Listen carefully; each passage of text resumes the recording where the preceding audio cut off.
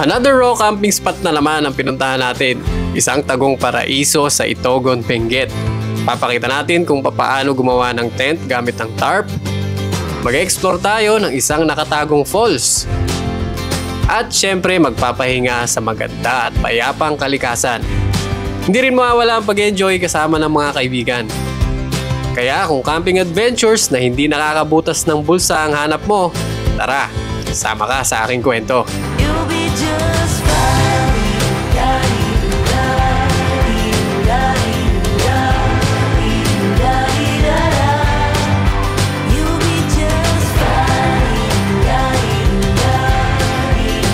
Welcome sa Stokwa, ang kwento ng mga budget meal adventures.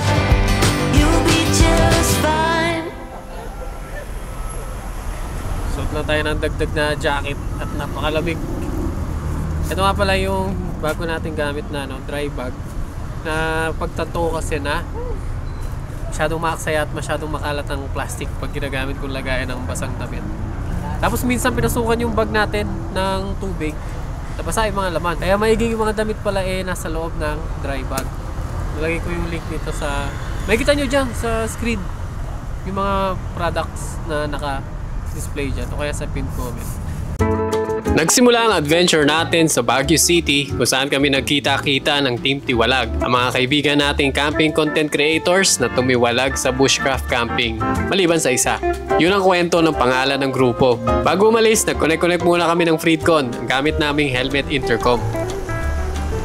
Sa mga naka-Freedcon na magkakaiba yung models, pwede yan i-connect. So, ano kami, naka-FX2, si MJS, ay KY Pro. KY Pro din si Albert at ako naman ay FX Pro.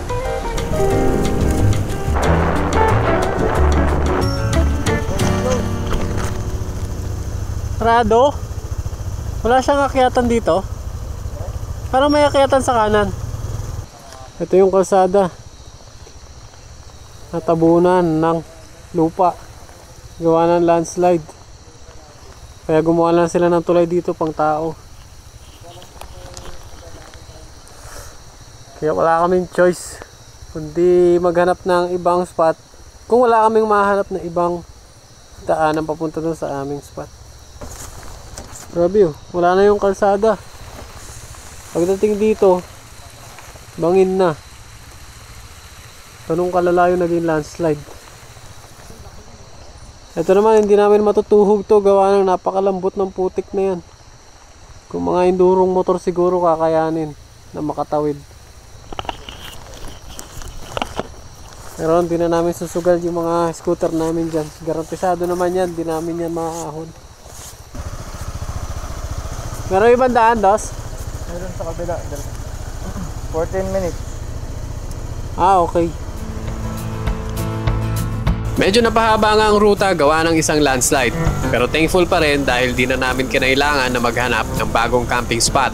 Pero kung sakali man, di naman din mahirap magkagilap dahil marami na rin kaming alam na raw spot dito sa Benguet. Pagdating sa location, medyo natagalan lang kami mag-decide kung saan pupwesto. At ang reason, gusto ng lahat, maganda ang thumbnail. Wala puro creator Bukas ko na i-reveal yung ating setup. Pero siguro may idea na kayo. Nagbalik tayo sa tarp tent setup. May specific na dahilan kung bakit. At cot bed. Bukas na dahil pagod na ako. Alas 2 na madaling araw. Tutulog na ako. Good night.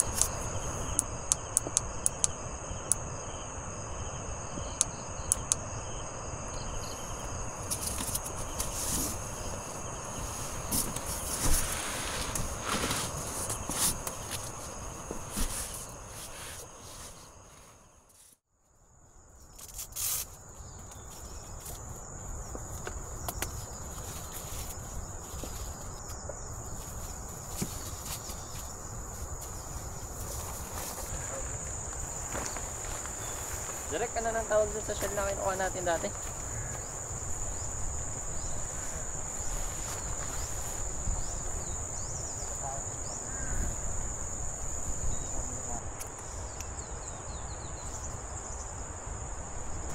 Mag-morning bath tayo dun sa may spring.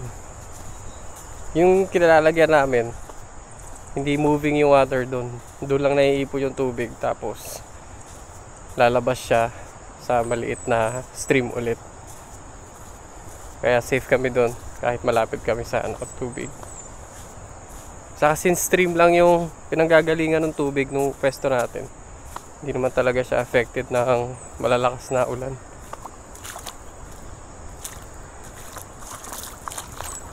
Ayan, kung mapapansin nyo dito, malinaw na yung tubig compared dun sa atin na green-green. Dito malinaw na.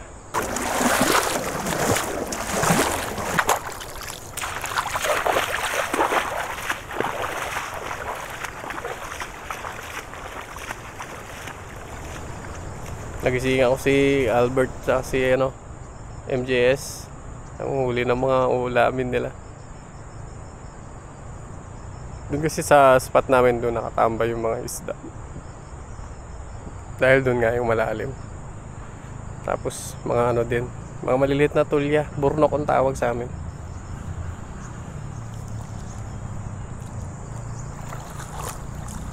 Pero dito may nakita ako na shadow ng malaking tilapia. Hindi ko dito sila sa lilim tatambay. Dito. Tawagin natin si Albert. Yan na natin si Albert to. Abuti na tayo ng tanghali, di pa tayo nakaligo. Kana. Namiss ko to. Napaka-fresh na tubig dito. Ganda. Diba? Tapos yung lines ng mga lokal na pinagagalingan ng inumin nila, gandun pa yan sa taas. Para talagang hindi nako-contaminate. So ito pwedeng liguan to.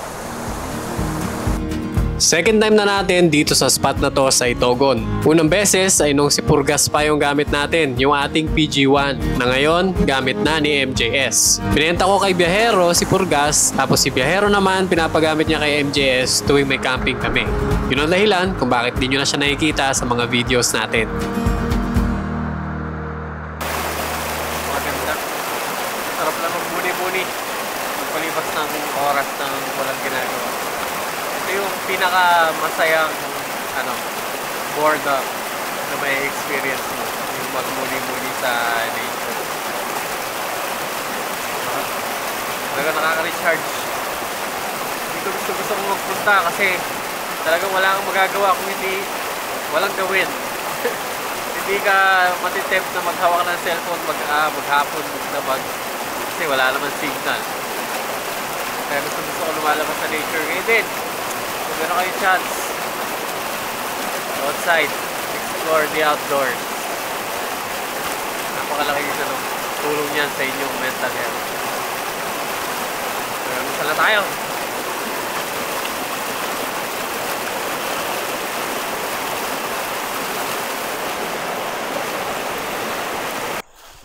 Mukhang marami yan, pre. Uy, dami! Sarap niyan, luya. May luya ka ba? Oo, meron. Wala. Ikaw Wala. yung sabi mo, ikaw may luya eh. Wala. Ano yung sasawag mo dyan? Sibuyas ba ang direk? Sibuyas lang. Pag sabaw, sibuyas lang. Ayan. Hindi naman yung paksiw eh. Dami. Nakadila pa oh. Buhay na buhay. Sarap niyan.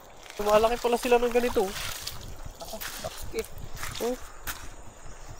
Ang laki. Challenge mo ngayon, pre, makahanap ng ganito kalaki. Saan ako hanap niyan? Kahit 10 feet ng kan, hindi ko na kaya. Ito yung ito yung mga bagong generation. Ito yung kanilang ninuno. Pinaghirapan ko ng 1 hour. Pag yan parang kasing laki niya lang. Pre, balatan mo lahat, pre, tapos lagay mo dyan, tapos gayain mo yung... Laki oh. Hinukay siguro nila to, no? Wala naman nakabaon tong mga ganito kalalaki. Pre. Galit ka pag sinaboy ko to. Ano yung likod ko direct? Oh. Ang mababalin eh. Ibabato mo lang. Hindi ganyan pala. Oh. Sinusud-sud. Oh, ay, dami Ay, dami ka agad. agad. Ang galing pala ni MJS mag-harvest, oh. Uy.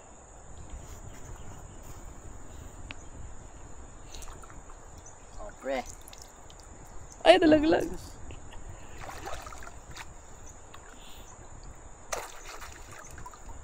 Dali lang pala eh. Ganyan pala gamit niyan.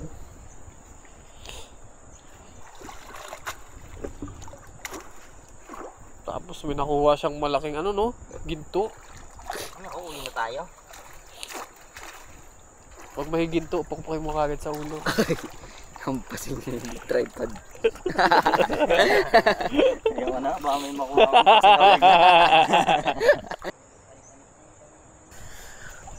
Tour ko na kayo sa ating shelter. Kung mapapansin ninyo, medyo malawak yung ating space. At pwede pa nga akong tumayo. Yan, isa sa mga dahilan kung bakit balik tayo sa tarp shelter.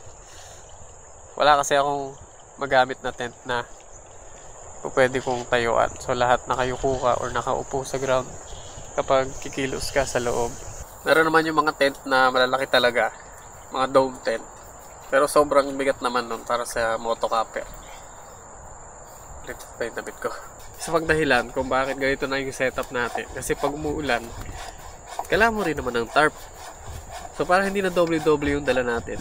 Ano yung tarp, yung gawin nating tent.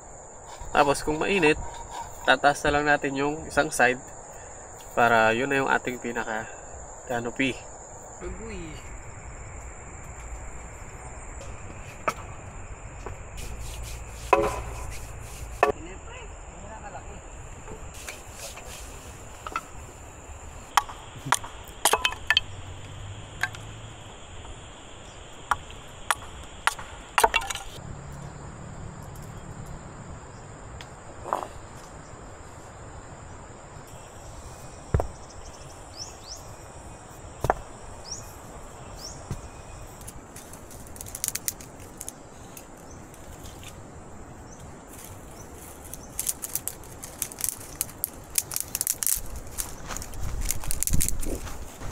Kailangan na nating magsigat.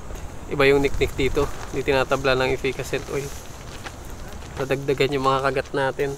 Nahingi na lang ako kay Albert ng ano, mga panggatong. Pero sa ano pa rin tayo magluluto? Sa butane. Ito nga, nagpantalo na ako para kahit pa paano may cover tayo. Dapat pala may ano din ako. Yung cotton na long sleeves. Kung mga ganitong spot talaga, fresh water at magubat. Dami niknik. Malas pa pag ganitong hindi tinatabla ng efficacent oil. Most of the time gumagana may efficacent oil. Kaya lang ngayon iba yata yung ano, variant na nandito. Ayoko na maulit yung dati na umuwi ako lang maaga at ano, hindi ko tinuloy yung pagka-camp ng 2 nights dahil pinapaka ko ng niknik. Lucky free!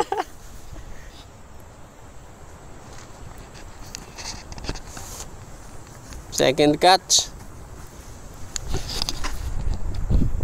Ako na lang magpapauling para maihaw natin. Nakalimutan ko pala mention kanina kung bakit tayo nag-cot bed. Ayoko na kasing matulog sa lapag tuwing walang masasabitan ng hammock. Dahil una, mag-aalala ka sa baha pag umulan. Pangalawa, kailangan maghanap ka ng perfect spot, perfect flat ground. Dahil hindi ka makakatulog ng maayos kung may mga bato-bato sa likod mo. Pangatlo, ito, upuan mo na rin siya, lamesa mo na rin, all in one. So, bawas ka ng dalahin.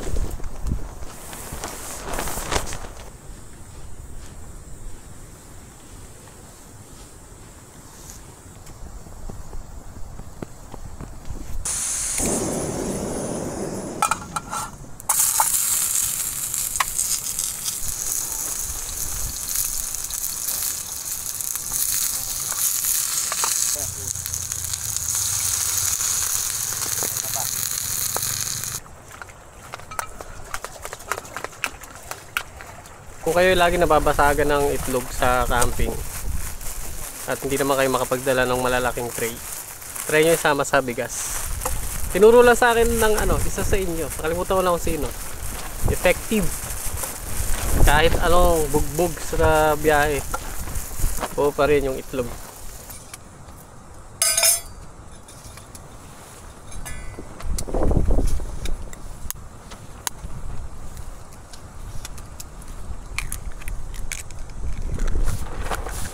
Late tayo nagising kaya hindi tayo nakapag-almusal. Mga kasama natin nag-almusal. Kaya mauna na tayong merienda bago yung tanghalian. Bago lutuin yung inihaw na isda ni Jonel.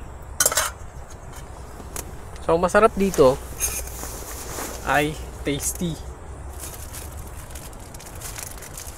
Tapos sa inumin, kape, tsaa. Nasa tsaa era ako ngayon Nag-stop muna ako sa kape. So bale, pwede mong ipalaman sa tasty or ang ginagawa ko, pilas na ako ng maliit na tasty.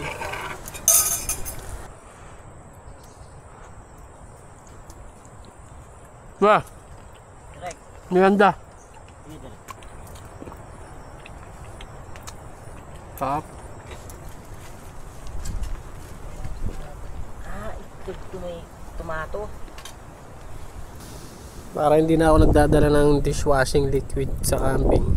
Ugasan ko na lang yan sa ilog, tapos sterilize sa apoy.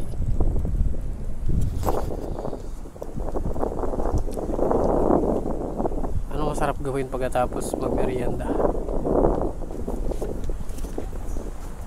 Pag-siesta! Tulog tayo. Sarap ng klima ngayon dito.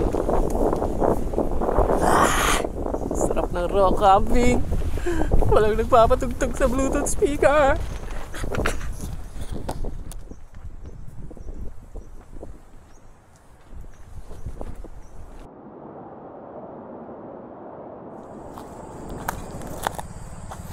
Napakahaba ng tulog ko.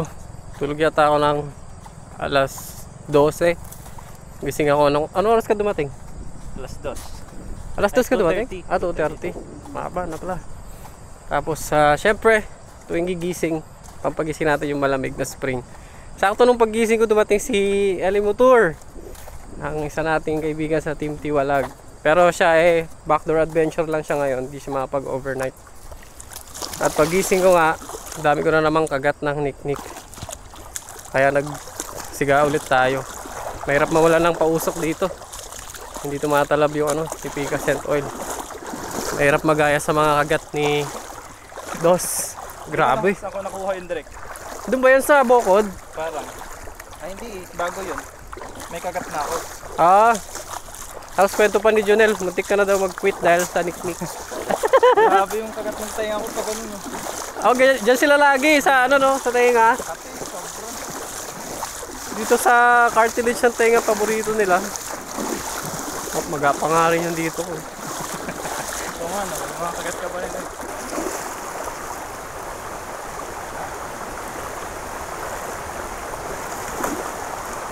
Tapos ako.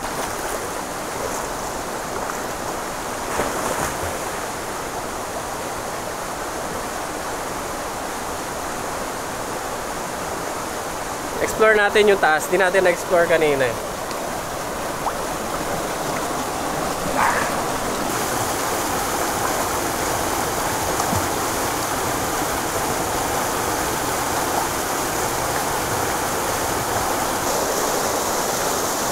Meron pa dito isang malaking pool Tingnan natin kung gaano nakalalim.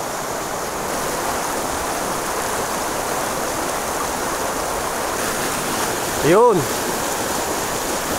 Doon tayo.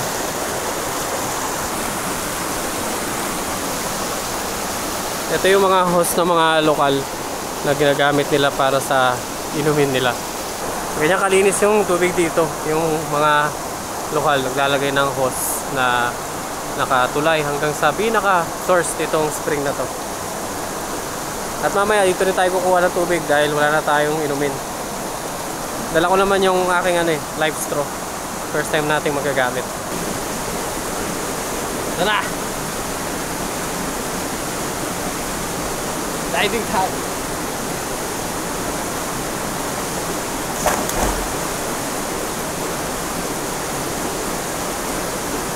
Sarap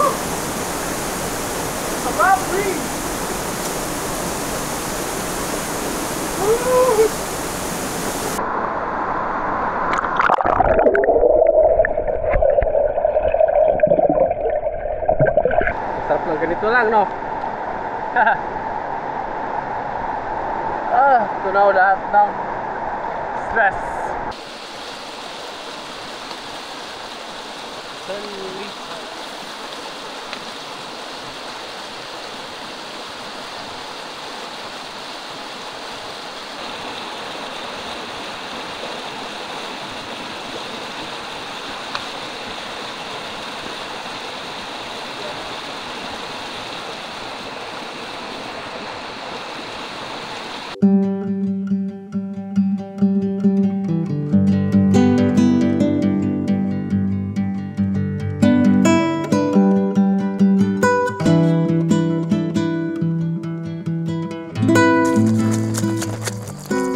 Sa mga lagayan ng tubig sa camping, ito talaga pinaka-paborito kong gamitin kaysa dun sa bucket na collapsible.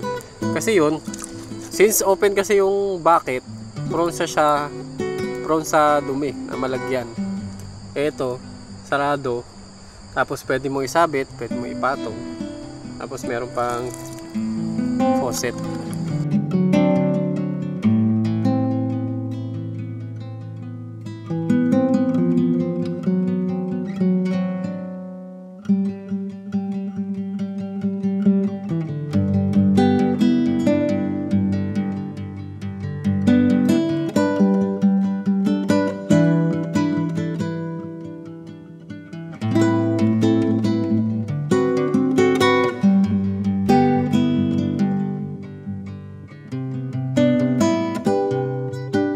Pinakamasarap gawin after kumain. Matulog. Dos, ipikasin to, hilutin mo si Daki. Kano ba ang 1 hour mo, Dos? Mapahal ko ng application. Ito, mga points kasi yan eh. Kailangan natin masigurado ang natin, balat natin at talamak ang niknik. Baka mamaya patay na yung usok eh. Lalim na yung tulog natin.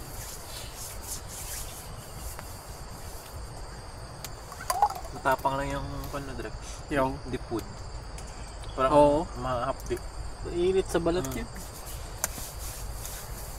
Ah! Alam ko na, pre. Ay, susubukan tayo. May napanood ako na ano kasi. Ang tawag dito? Insecticide na ini-spray sa damit. Nakalimutan ko yung pangalan. Peritrin ata. Parang ganun. I-spray mo siya sa damit mo. Tapos tatagal siya ng days. Kahit ilang beses mo siyang labahan. Hindi siya dadapuan ng safe naman sa atin. So, wow. Hindi dilaman damit. Huwag mo lang kasi sigurong huwag mo lang kakainin yung damit mo. Pero safe naman kasi ang dami gumagamit eh. Huwag mo lang daw huhugasan yung damit mo sa ilog, ganyan, sa dagat. Kasi syempre, yun eh. Chemical eh. Oo. Pero kung kagaya namin kasi na talagang paborito ng niknik. Solid. Minsan di gumagana yung Efficacent, minsan di gumagana yung off deep wood spray. Doon sa magko-comment ng off lotion, hindi talaga gumagana yung sa niknik, pang lamok lang yun. Wala kaming wala na kami ibang choice. Kailangan na naming maging agresibo at radikal sa aming mga pang kontra niknik. Mukha tayo kanito. Na chicken pox ba? Kita yun na lang yung kay Dos eh. Malala yun. Grabe. Buti nga hindi maabot ng ganun yung sa akin. Kasi ngayon lang ako na ganun sa buong buhay kong nag-camp. Hindi ko alam kung saan spot ko nakuha. Baka pinangitlogan ka, pre. Grabe. Tingnan mo, baka may lumalabas na dyan na uod. Bulb na pala, no? Pre, nagkakapakil ka, pre. Tapos nagkaroon ng pakpak, no? Pakpak na ipis. So, yun, tatry namin yun. Pag nakabili ako, susubukan ko. Ihalo mo lang daw siya sa tubig eh. Tapos, i-spray mo sa damit. Pwede rin daw siya sa tent. Yun. Ay, sarap ang Kotlin.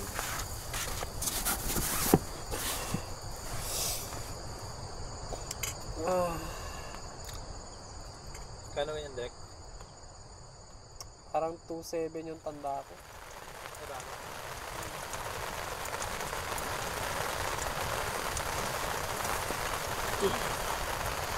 Hindi ako madapuan ng antok.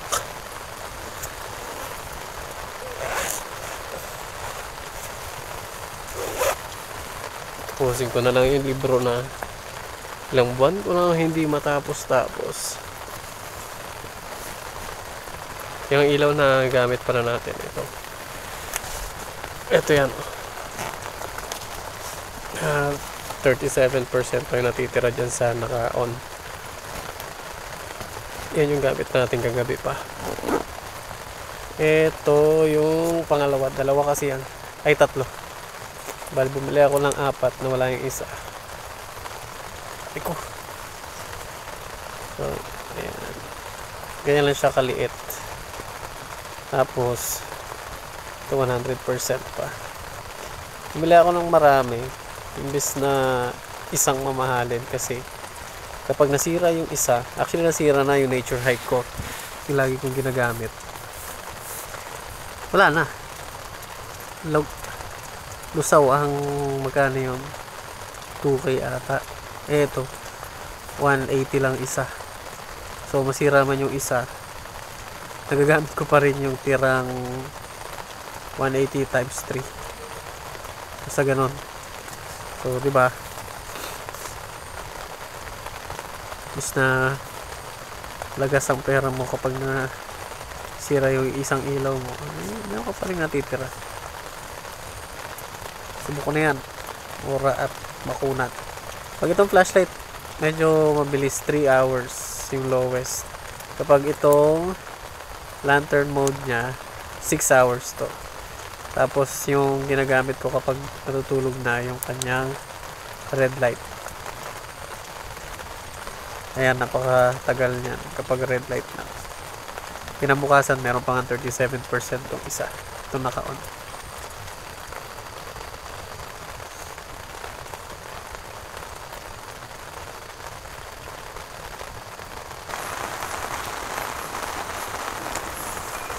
Magkano bili mo dito, pre? 100 plus ata. 100 plus. Plus 120 ko. Ito daw. Pang ano, lagayan ng mga frozen foods para hindi kayo masiraan ng pagkain at hindi nyo kailangan magdala ng napakalaking cooler. Wala pa na. Oo nga, fresh pa rin. Second night, fresh pa rin. Dito lang nakalagay. Kaya ko link dito, pre, lagay ko sa ano ko, pin comments. Ano talaga to, hindi to camping video. Bentahan video to. Oh, shopping YouTube edition. One day old. Pulutan lang kami. Bawal lang alak sa amin eh. One day old.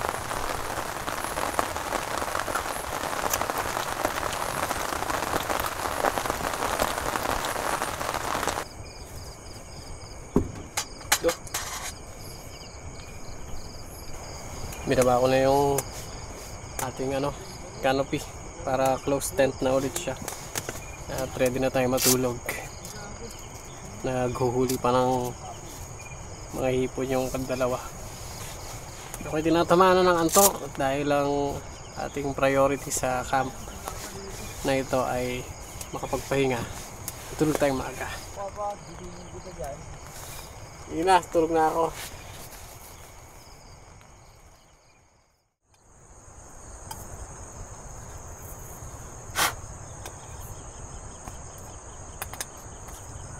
Wala na ako.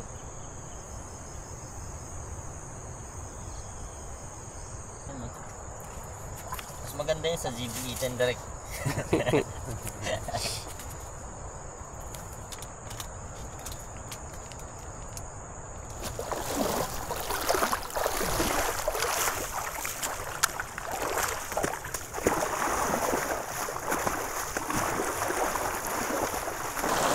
Babalik tayo dun sa spring pero hindi tayo dun maliligo ulit sa may niliguan natin kahapon. Dahil may nakausap na lokal kung sila dos. Meron pa daw malapit na falls sa looban. 4 daw. Bali, first to nasa bungad, second yung niliguan natin ni dos kahapon. Tapos meron third na mas malaki. Merong fourth pero malayo. Gusto mo natin marating yung third na spring.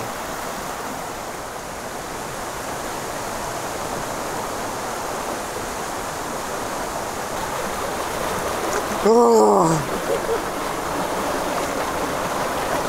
Oh.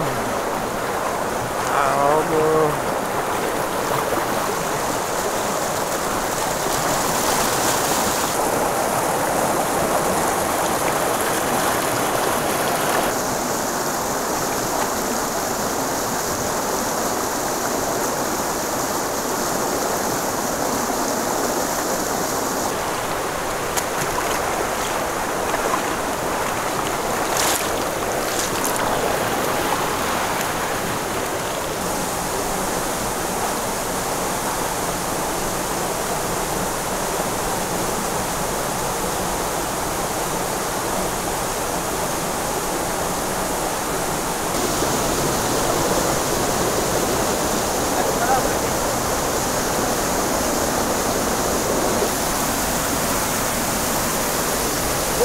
Galas pre ah.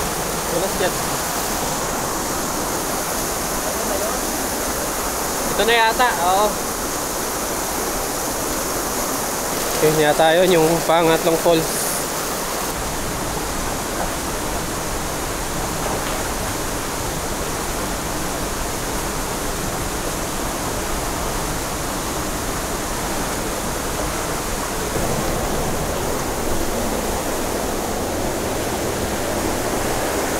Di ba pala ito yung pangatlong falls? Doon pa pala. So bali, yung unang falls ay yung malalim, doon sa may bungad. Tapos pangalawa ito.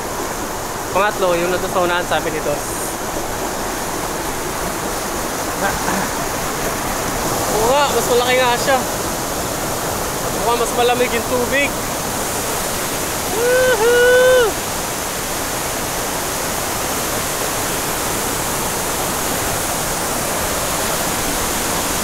Wow! Look! So kaya umakyat si tatay dyan? Sabi nung nakausap nilang lokal, may pang-apat pa daw na pool. Saan siya umakyat? Doon daw kasi papunta yung si tatay kasi mag-ayos siya ng hose ng kanilang tubig. Ayun yung mga hose nila sa taso. Mga inumin nila. Siyempre, di natin palalapasing maligo.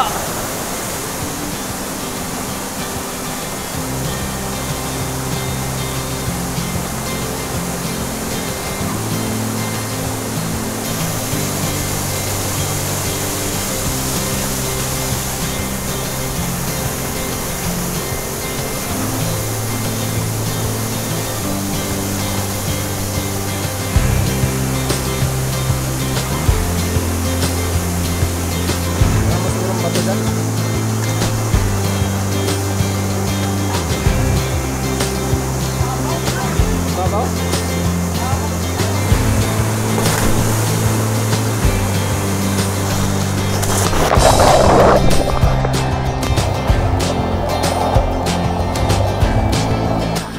Gaano po kalaki yung malaki? Ay, kasi may nakita kami dyan na ganoon, pero shell lang. Dito kaya galing yun? Pag ganyan eh. Malalaki. Ay, isang trapal. Gusto mo tayo?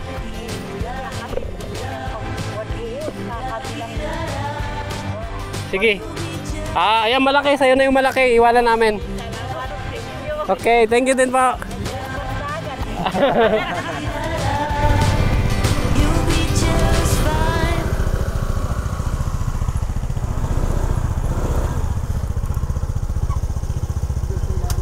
Bukal pala talaga siya. Nga, malaki din. Oh.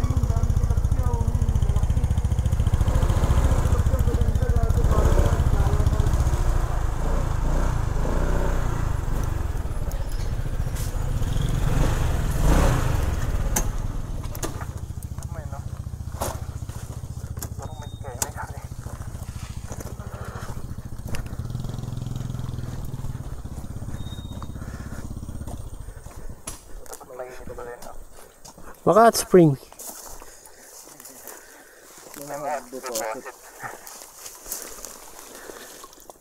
Ah, malamig.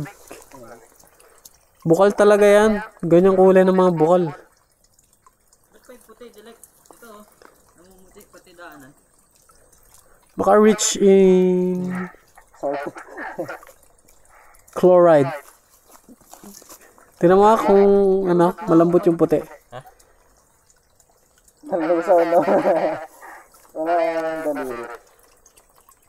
Wala namang Doon lumalabas. parang pH 9. No. Uy, pH na. Tapos namisay ko. Pag hinukay nila yan, pwedeng gawing pool, no?